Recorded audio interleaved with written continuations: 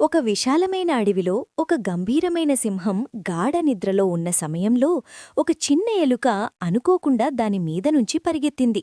దానితో కోపంగా నిద్రలేచిన సింహం తన పంజాతో ఆ ఎలుకను నలిపేయబోతుండగా ఆ చిన్న ప్రాణి తనను క్షమించమని వేడుకుంది. ఏదో ఒకరోజు మీ మేలును తిరిగి చెల్లించుకుంటానని వాగ్దానం చేసింది.